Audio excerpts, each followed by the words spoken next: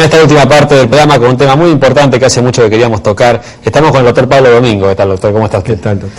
El doctor Domingo es geriatra, es jefe de servicio del Hospital Geriátrico Provincial. Y vamos a hablar un poquito de los geriátricos, ¿no? Se ha hablado mucho en realidad de los geriátricos y se ha hablado mal, como siempre, son las malas noticias las que llegan antes. Seguramente hay geriátricos muy buenos donde se trata bien a los pacientes, pero uno se entera siempre de lo otro. Entonces, vamos a comenzar hablando de cuál es su pensamiento sobre los geriátricos.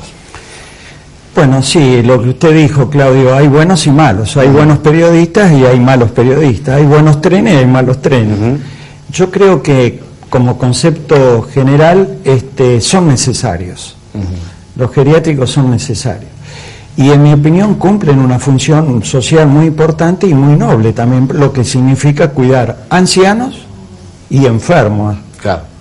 O sea, se requiere una especial vocación en cuanto a paciencia, en cuanto a comprensión de atender a ancianos y enfermos. Bien. En general no están bien conceptuados por la opinión pública. La imagen en general es negativa, pero también me parece que a veces son injustas y hay que analizar a veces antes de emitir juicios porque tienen aspectos positivos. Claro. El geriatra es indispensable dentro de un geriátrico, ¿no? Sí. ¿Cuál es la función?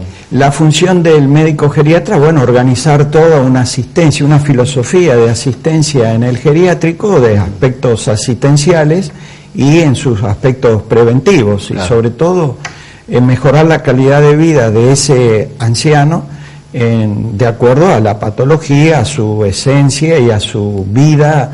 En fin, me parece muy importante y en eso se ha adelantado mucho, Claudio.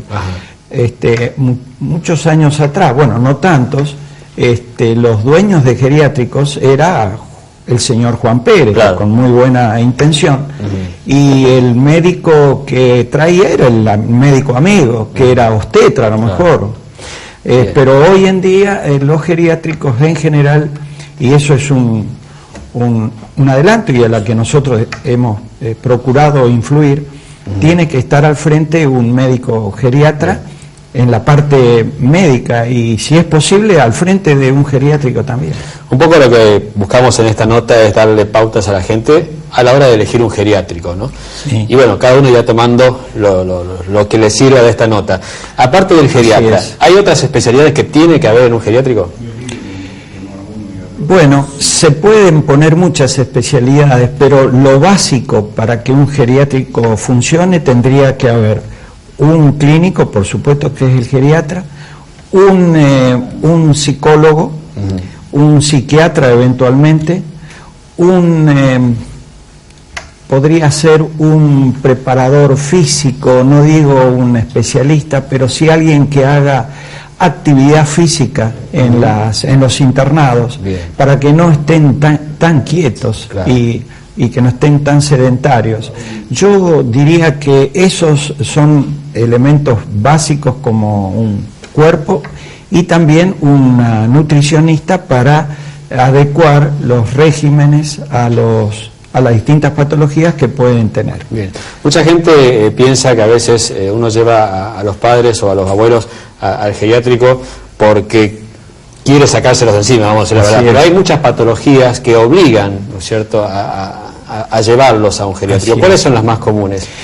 Es cierto, es así. Y eso no significa abandonar al padre o a la madre. La patología más frecuente que es motivo de internación serían dos: trastornos mentales, la enfermedad de Alzheimer, donde la persona pierde la capacidad de razonar, pierde la memoria, no razona bien y comete errores en la casa o donde está viviendo, y eso requiere cuidados especiales durante las 25 horas del día. Claro. Entonces a veces la familia ocupada en otras cosas no puede dedicarle verdaderamente una atención todo el día, y uno aprecia el sacrificio de la familia, pero a veces quedan agotados y a veces hay una sola hija o un solo hijo que se encarga de esa tarea. Así que ese es un motivo de internación, cuando no se lo puede cuidar a un paciente que no razona, que no está bien. Digamos que este nuevo siglo ha traído un nivel de vida, una cantidad de años mayor, pero no una calidad. como para llegar a esa cantidad de años en una forma bien, ¿no? Excelente, Claudio. Nosotros pretendemos, sí, vivir más pero mejor. O sea, vivir más no significa vivir mejor. De ahí que apareció el Alzheimer y todas estas enfermedades. Claro, es el impuesto que pagamos por vivir más. Nuestra pretensión es que esos años ganados a la vida sean en salud. Bien. Porque si no, estamos fomentando que cada vez haya más geriátricos o más plazas para viejos, para jubilados, y esa no es la solución ideal para este tipo de problema. Nuestro enfoque como geriatra es, bueno, no depender de los geriátricos, sino proponer que esta etapa de la vida se transcurra más sanos y que las enfermedades estén al final de la vida concentradas. Bien. O sea que no es la función del geriatra cuidar cómo están los viejitos en el geriátrico, sino tratar de que no estén en lo posible. Claro. De que puedan valerse por sí mismos, de que no sean una carga para nadie. Exacto, porque esa no es la solución de atender a los ancianos, pero por el momento son necesarios porque no hay otra solución. Nosotros intentamos, porque esto es un compromiso bilateral. El médico propone, pero los pacientes también tienen que entender que al médico hoy hay que ir en salud, sobre todo en nuestra especialidad, que impone cambios. Claro. Porque la vida nos obliga.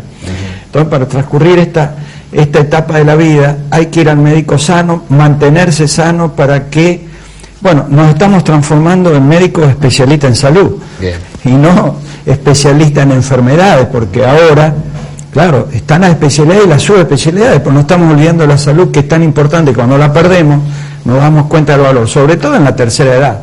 Y tampoco pensar que cuando vamos a un geriátrico no volvemos nunca más a nuestro hogar. Tampoco es así. En general, salvo que se vaya a un geriátrico para una recuperación de una fractura de cadera o una lesión cerebral por una hemorragia, que se recupera el paciente neurológicamente y ortopédicamente y puede volver a estar, claro. Esto es importante que lo sepan también los parientes, que por ahí siempre hay un pariente que se siente muy cómodo con que su padre o su abuelo esté metido ahí, entonces no intenta recuperarlo. Pueden volver, y pueden volver. Es válido que lo hagan. Es válido, exacto.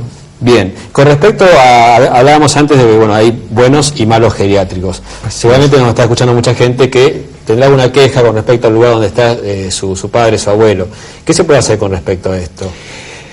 Sí, son muy comunes, además es una consulta diaria. A los geriátricos el familiar, como una opinión, antes de internar a su familiar y preocupados realmente por el bienestar del familiar en ese instituto, y yo diría que tiene que entrar y mirar, mirar, observar cómo están los demás, si hay médicos, cómo está vestida la enfermera, cómo es la cocina, cómo son las habitaciones, son compartidas, cuántos internados hay en cada habitación. Es como un hotel, cuando uno va a elegir un hotel, mira, pregunta y observa, y el instinto dirá que si es adecuado a las pretensiones, ¿no es cierto? Claro, cada uno es libre de elegir el lugar donde lo lleva. Lógicamente, y después vendrán o no las opciones de decir, bueno, señor o doctor, no estoy conforme, pasa esto y esto, y lo llevaré a otro lado. No siempre uno tampoco puedo juzgar por lo que veo que va a estar muy bien cuidado o muy mal cuidado, pero esas pequeñeces, hablar sincera y francamente con la autoridad de la institución y exponerle incluso cuáles son los objetivos y por qué he traído mi papá y mi mamá a este instituto, ¿no? Bien, doctor, muchísimas gracias por estar con nosotros, es muy valioso todo esto, mucha gente le interesa y mucho. Gracias a usted, Claudio. Nosotros vamos al final del programa.